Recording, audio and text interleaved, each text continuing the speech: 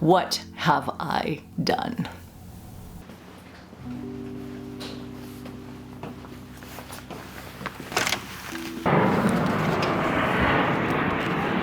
I recognize for myself that I'm in a bit of a weird place right now, and that's not just like sitting in my car talking to my camera. I think I've mentioned before how uncomfortable I can be with not knowing how things are going to turn out, not knowing how things are going to happen, what is going to happen, just having very little control over things that happen in life. I don't like it. I know it's normal. I know this is how the world works, but I don't like it. I feel like there's very few things that I can control, but maybe there is this one thing that I can control. And so we're going to go on a little bit of a field trip today to go check out this thing that I have been interested in for some time. Spoiler alert, the message of this video is to ask you the question, what are you waiting for? Why are you waiting to buy your dream loom or your dream spinning wheel? Why did I wait for more than a decade before ordering a circular sock knitting machine? Was I waiting until I retired? Was I waiting until I deserved it? I just don't know what I'm waiting for, and I'm not willing to put my life on hold any longer.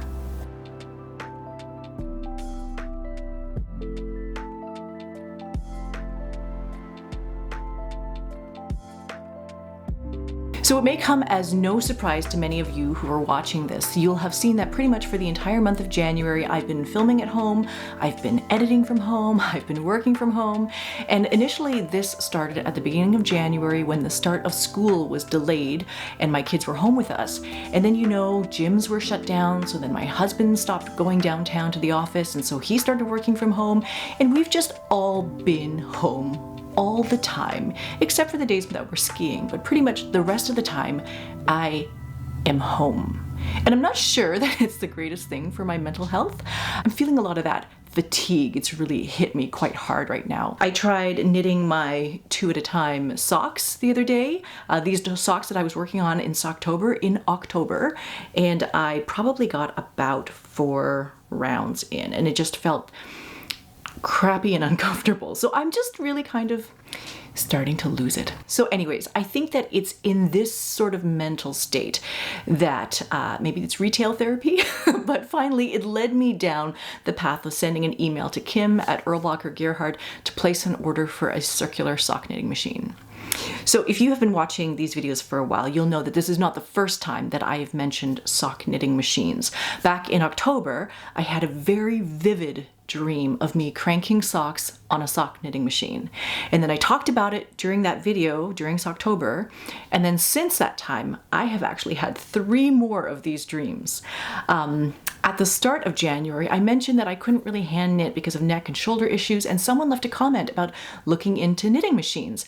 And that triggered the idea all over again.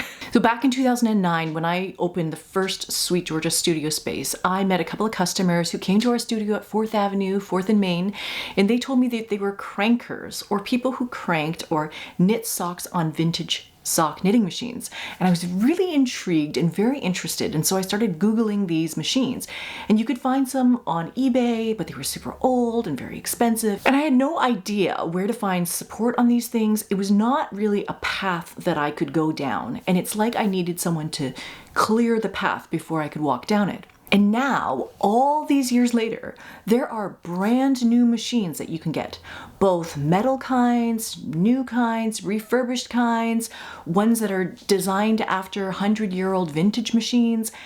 And there are also now new 3D printed machines that you can buy. And there are even resources for you to print your own sock knitting machines.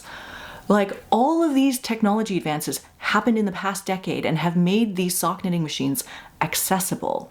So Maurice at Dreaming Robots, who has created the Nano e-spinner, he has also previously mentioned that he's looking into and doing a little bit of research around designing an accessible sock knitting machine as well.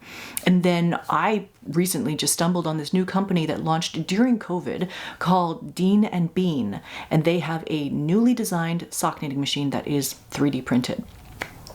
But even more important than these machines themselves is that there are amazingly generous and passionate people who shoot and make videos to teach other people how to use these sock knitting machines. Traditionally, you might have to attend an event in person and bring your CSM, or circular sock machine, with you to take a class or learn from an instructor in person so you can see what's happening. But now we have the internet. So a couple of weeks ago, after I had my, I don't know, third dream about cranking socks and being super depressed about not being able to knit anything by hand, I found myself on the Erlbacher Facebook group asking questions about these machines, like how loud might they be? Can I crank a sock and watch TV at the same time? Will I hurt my shoulder? So on and so on. And then within about 30 seconds to a minute of posting my question, I had responses flooding in. Like, these are some very passionate and excited knitters who are very warm, very encouraging. Someone showed me their CSM that they had modified so that they could pedal it like a bicycle, so they don't even have to use their arm. They just pedal. And someone else had suggested that I find someone local to me to show me a CSM. And then I paused and I thought, oh yeah, I've never actually seen one in real life. I've only ever seen photos and videos online. So going down the rabbit hole, I met Karen at CSM Love, and you can find her YouTube channel and her website, which are entirely devoted to circular sock knitting machines. Karen is very warm, very generous, and just so passionate about CSMs. And she welcomed me to her home to see her machines in real life, and she even gifted me a pair of socks that she had cranked. And I'm going to use these socks to learn how this all works. So she spent a ton of time explaining concepts to me, showing me different kinds of tools and different kinds of setups. She has two machines. She has a vintage Laguerre, which was refurbished by Dave Lord in Quebec. And then she also recently got a brand new Chambord CSM that is also designed and built by Dave Lord. That one is gorgeous. Like one of the most beautiful machines I've ever seen, not just CSM, but just like any kind of a machine. She has it painted sparkly copper orange. It's sparkly like nail polish, and it was also smooth and quiet. These machines are so fabulous that they have had a 3-year or longer waitlist. And this waitlist has become so long that on January 1st, 2021, they actually decided to close the waitlist. And now it's been more than a year later, and I don't think you can get on the waitlist yet. Like, it's still closed. You can't get on the wait list. But I can see why these machines are in such high demand. They're beautiful. I'm discovering that these different CSM manufacturers are a little bit like loom manufacturers, and everybody is going to have their favorites. So I'm approaching CSMs like I would for weaving looms. I'm looking at what is accessible to me, what is supported, what can I actually get my hands on. So I spent a few more days reading and researching, and then finally emailed Kim at Erlbacher and ordered one of their Speedster CSMs. So I decided to invest in a metal machine because it's something that I'd like to last for a long, long time.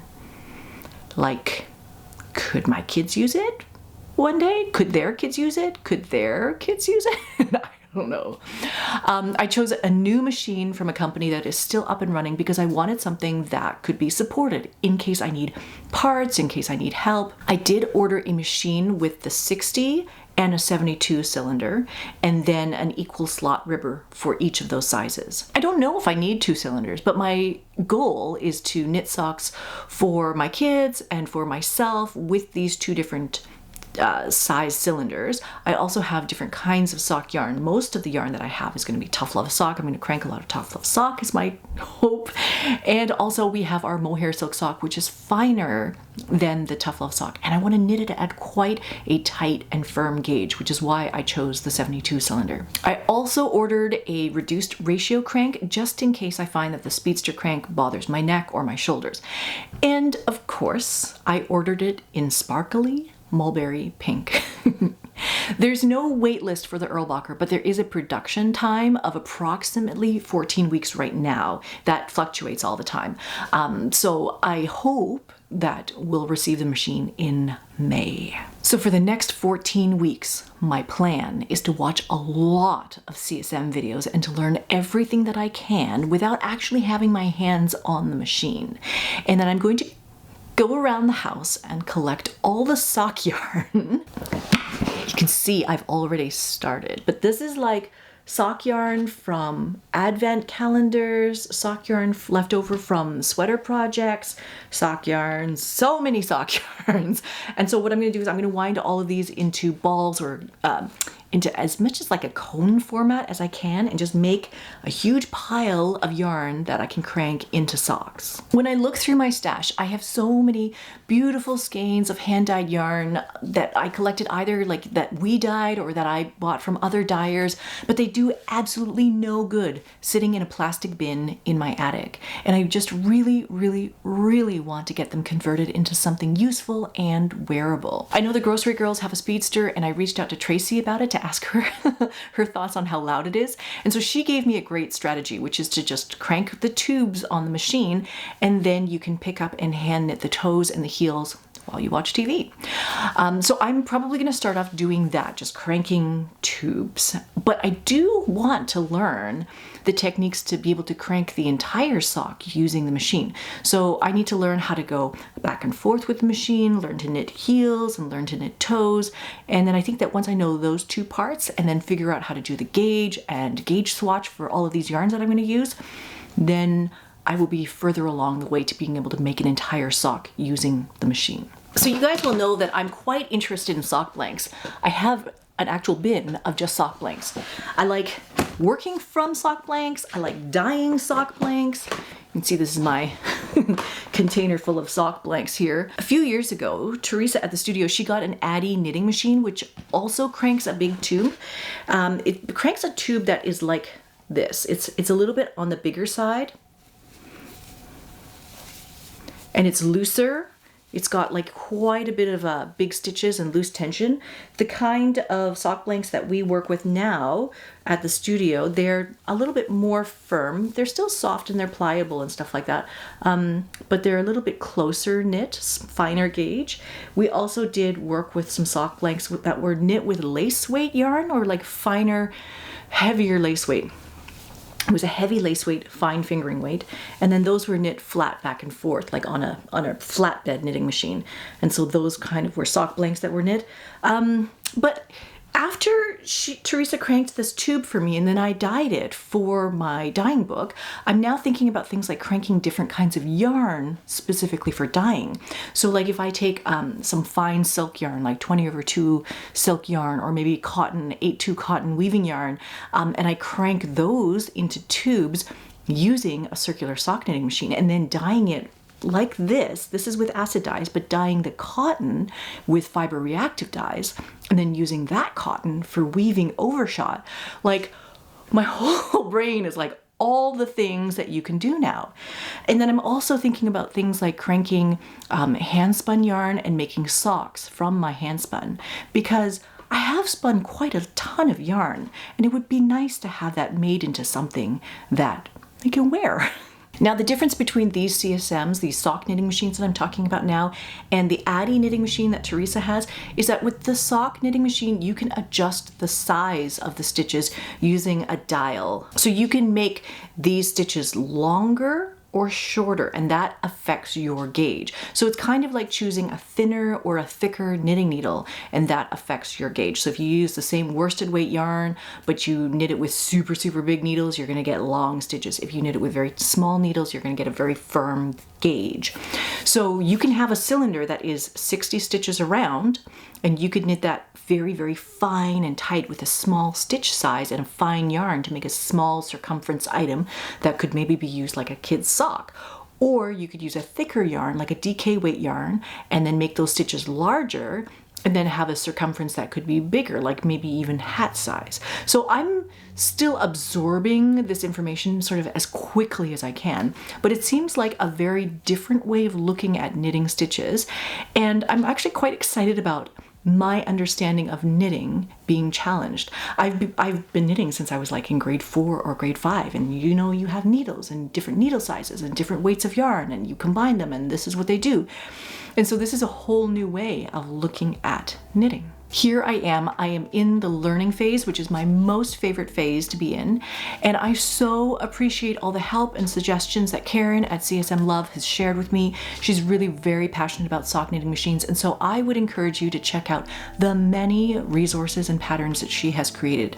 I'll have her links below as well. And I'm also open to more suggestions and tips too. If you have a favorite CSM video or a favorite CSM teacher or a resource that you would like to share, I am all ears. So that is it for today. Thank you for being here to watch me talk about circular sock knitting machines. If you like this video, please hit the like button. And if you want to see more videos where I talk endlessly about yarn and color and making things, then please hit subscribe. We are here every week talking about something to do with the fiber arts. I make the weaving videos and those go on Wednesdays, maybe not every Wednesday, but many Wednesdays. And then fiber arts and knitting we talk about on Fridays here. Thank you so much for being here, and I will see you in the next one. All right, bye for now.